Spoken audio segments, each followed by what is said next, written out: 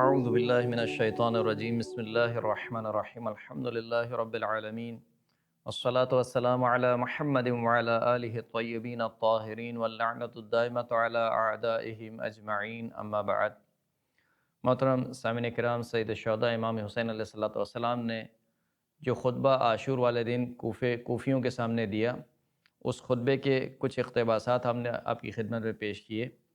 ایک اور اقتباس آپ کی خدمت میں پیش کر رہے ہیں کہ امام نے ارشاد فرمایا کہ الا ان الدعی ابن الدعی قد رکض بین اثنتین بین السلۃ والذلہ۔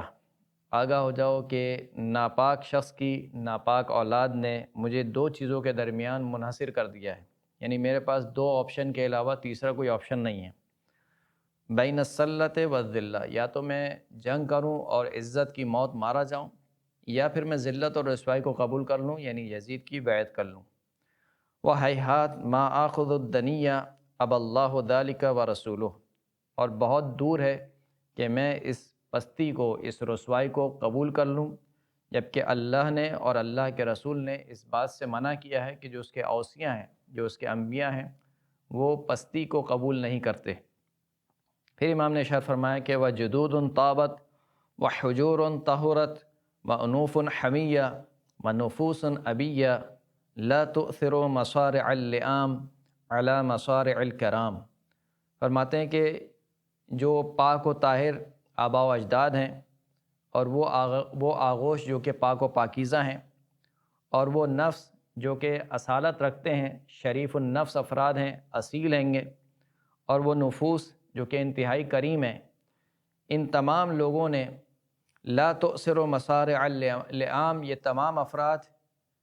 ذلت اور رسوائی والے مقتل کو قربان نہیں کرتے علی مصارع الکرام، کرامت والے مقتل پر۔ یعنی امام ارشاد فرمانا چاہتے ہیں کہ بالآخر ہر ایک انسان کو مرنا ہے، موت تو ہر ایک کو آنی ہے۔ اب یہ انسان کی چوائس ہے کہ وہ کیسی موت کو اختیار کرتا ہے، انسان کا اختیار ہے۔ تو امام ارشاد فرماتے ہیں کہ جو طیب و طاہر اور پاک و پاکیزہ افراد ہیں، وہ کبھی بھی بری موت کو اختیار نہیں کرتے، وہ ہمیشہ اس بات کو اختیار کرتے ہیں کہ شرافت والی اور کرامت والی موت ان کو آئے۔ الا قد اعذرت وانذرت، آگاہ ہو جاؤ کہ دیکھو میں نے عذر بھی تمہارے سامنے پیش کر دیا اور میں نے تم کو ڈرا بھی دیا۔ الا انی زاحف بہذہ الاسرۃ علی قلۃ العتاد وخذلۃ الاصحاب، آگاہ ہو جاؤ کہ دیکھو میں تو یہ جنگ لڑنے والا ہوں اپنے اس قلیل الافراد اسرت اور قلیل الافراد خاندان کے ساتھ، یعنی میرے جو اصحاب کی تعداد ہے تم دیکھ رہے ہو کہ بہت کم ہے، میرے خاندان کے جو افراد ہیں وہ انتہائی کم ہیں، 18 بنی ہاشم کی تعداد ہے، یہ اس قلیل تعداد کے ساتھ میں بہرحال جنگ کرنے والا ہوں۔ وخذلۃ الاصحاب، اور جو اصحاب نے، اصحاب سے مراد یعنی کوفے والوں نے جو مجھے رسوا کیا اور میرے ساتھ جو ہے وہ دھوکہ دہی کی، اس کے باوجود بھی میں جو ہے وہ اس راستے کی طرف جانے والا ہوں۔ پھر امام نے ایک شعر پڑھا، وہ شعر یہ تھا کہ فَإِن نَحْزِمْ فَحَزَّامُونَ قِدْمًا وَإِن نُحْزَمْ فَغَيْرُ مُحَزَّمِينَ۔ فرماتے ہیں کہ اگر ہم جنگ میں کامیاب ہو پھر اس کے بعد امام نے ایک شعر پڑھا، وہ شعر یہ تھا کہ فَإِن نَحْزِمْ فَحَزَّامُونَ قِدْمًا وَإِن نُحْزَمْ فَغَيْرُ مُحَزَّمِينَ، کہ اگر ہم اس جنگ میں کامیاب ہو جاتے ہیں تو یہ پہلی بار نہیں ہے کہ ہم اس جنگ میں کامیاب ہوئے، بلکہ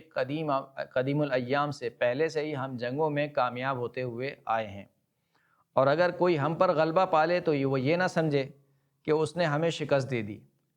اگر غلبہ پا جانے کے باوجود بھی ہمیں اس جنگ میں شکست ہو جاتی ہے ظاہری اعتبار سے، تب بھی ہمارے علاوہ جو ہمارا مد مقابل ہے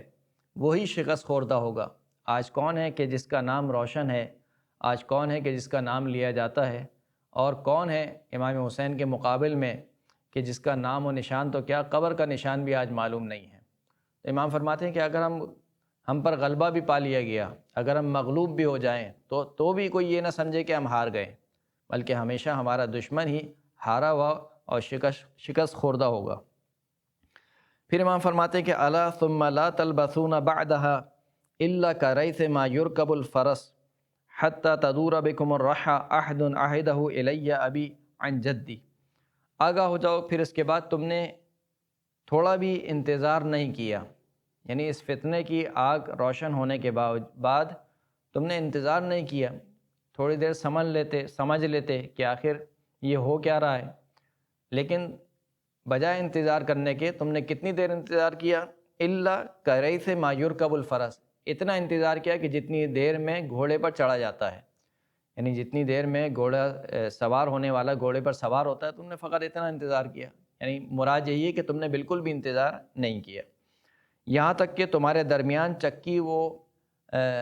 چکی کا وہ پارٹ جو ہے وہ گھومنے لگا، کہ جس پارٹ کو اس عہد نے تمہارے درمیان تمہارے ارد گرد گھمایا کہ وہ عہد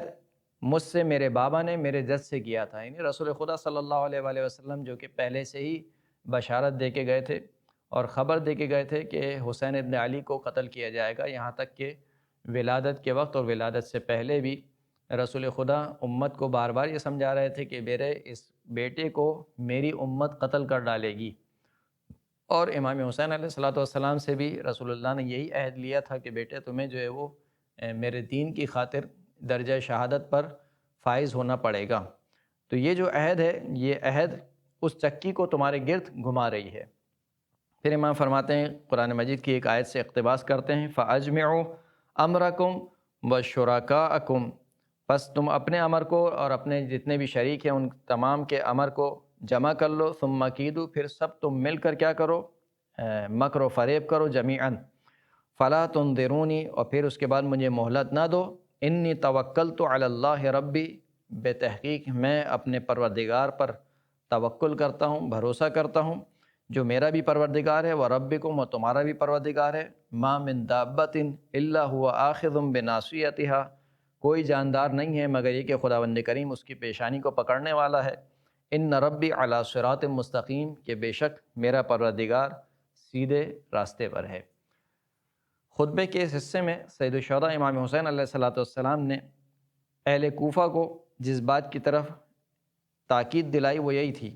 کہ دیکھو میرے پاس تو اب تم نے کوئی آپشن نہیں چھوڑا، اور یہ جو میں منحصر ہو گیا ہوں ان دو آپشن کے درمیان وہ بھی تمہاری وجہ سے ہے، اگر تم مجھے فریب نہ دیتے، اپنے عہد و پیمان پر کھڑے رہتے، تو شاید ان دو چیزوں کے درمیان میں آج منحصر نہیں ہوتا، لیکن تمہاری وجہ سے آج وقت کا امام ان دو چیزوں کے درمیان منحصر ہو گیا ہے۔ وآخر الدعوانا ان الحمد للہ رب العالمین۔